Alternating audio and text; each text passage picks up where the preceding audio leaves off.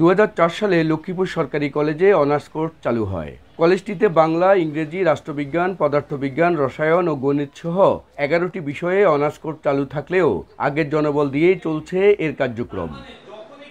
শিক্ষক কর্মকর্তা 76টি পদের বিপরীতে বর্তমানে কর্মরত আছেন 45 জন।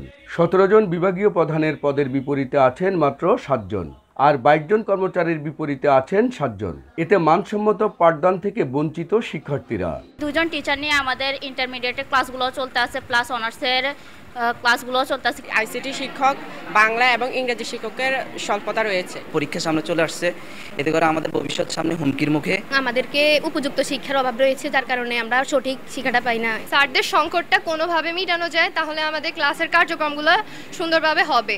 শিক্ষকরা বলছে, শিক্ষক সংকট থাকায় অতিরিক্ত ক্লাস নিতে গিয়ে হিমশিম খেতে হচ্ছে তাদের। বিষয়টি ঊর্ধ্বতন কর্তৃপক্ষকে একাধিকবার জানানো হলেও এখনও সমাধান মেলেনি। সবগুলা ক্লাস মেনটেন করা আমাদের জন্য আসলেই খুব কষ্টসাধ্য হয়ে যাচ্ছে। ক্লাসগুলোকে গতিশীল করার জন্য অতি দ্রুত ডিপার্টমেন্টগুলোতে শিক্ষকের নিয়োগ দেওয়া দরকার। ঊর্ধ্বতন কর্তৃপক্ষের দৃষ্টি আকর্ষণের চেষ্টা করেছি, ওনারা আমাকে এই ব্যাপারে আশ্বস্ত করলে এখন পর্যন্ত আমি আশানুরূপ সাড়া পাইনি। তারপরেও তাদের শিক্ষা কার্যক্রমকে সমৃদ্ধ করার জন্য চেষ্টা করে যাচ্ছি। 1964 সালে প্রতিষ্ঠিত লক্ষ্মীপুর সরকারি কলেজ 1980 সালে জাতীয়করণ হয়। বর্তমানে প্রতিষ্ঠানটিতে অনার্স, মাস্টার সহ প্রায় 9000 শিক্ষার্থী অধ্যয়ন করছেন। মাজহারুল আনোয়ার টিপু, সময় সংবাদ, লক্ষ্মীপুর।